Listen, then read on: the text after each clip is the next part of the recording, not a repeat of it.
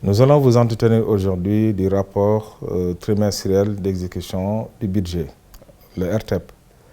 Nous allons dans un premier temps vous donner les objectifs de ce rapport trimestriel d'exécution budgétaire, vous donner son contenu, vous parler des facteurs qui ont entraîné le retard dans la publication du document et vous dégager les perspectives pour voir les pistes d'amélioration qui sont prévues pour mieux donner une information plus fiable, plus exhaustive aux citoyens.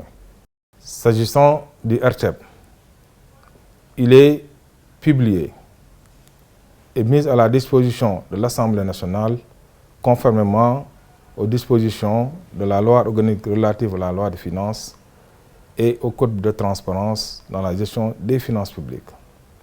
Le RTEP met l'accent sur les ressources qui sont mobilisées et leur utilisation en faisant ressortir les écarts entre les prévisions et les réalisations. C'est un document extrêmement important parce que la diffusion de l'information financière, aussi bien au niveau national qu'au niveau international, permet aux partenaires techniques et financiers, aux citoyens, d'avoir une information très exhaustive. D'ailleurs, dans la plupart des marchés financiers internationaux où nos États interviennent, il est de plus en plus exigé que les informations financières sur l'exécution des finances publiques soient disponibles et diffusées.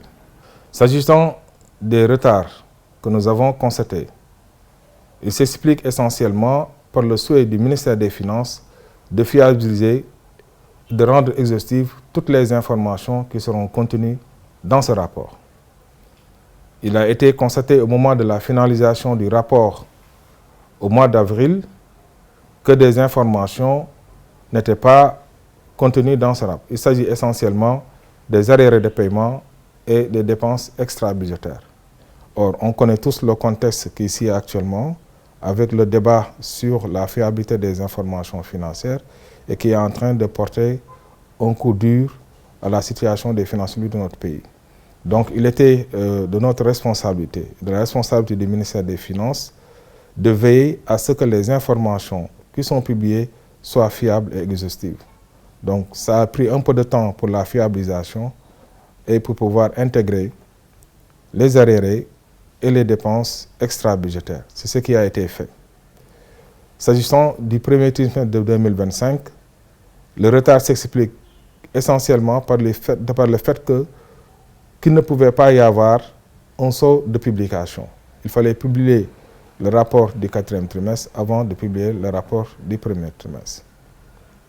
Le ministère aussi s'est inscrit dans la dynamique de fiabiliser toutes les informations qui seront mises à la disposition de la population.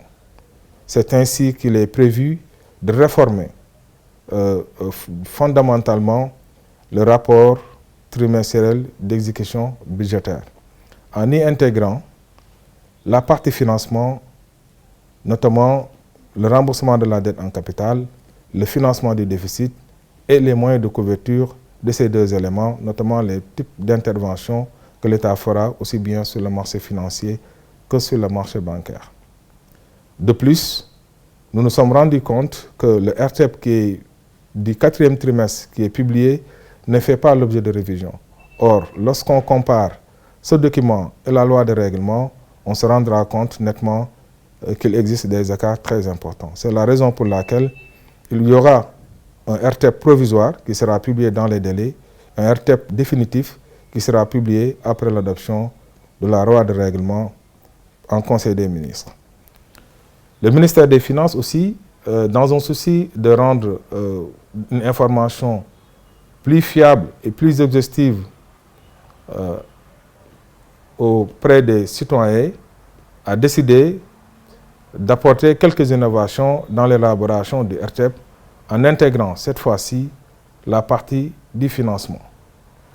Cette partie n'était pas intégrée dans les RTEP ni dans le quatrième trimestre, ni dans le premier trimestre 2025.